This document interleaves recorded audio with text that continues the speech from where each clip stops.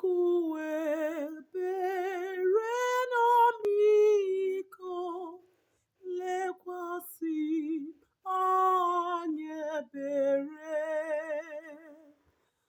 Nna m kwe ka mkpọ gị na nwa gị na-alachikute.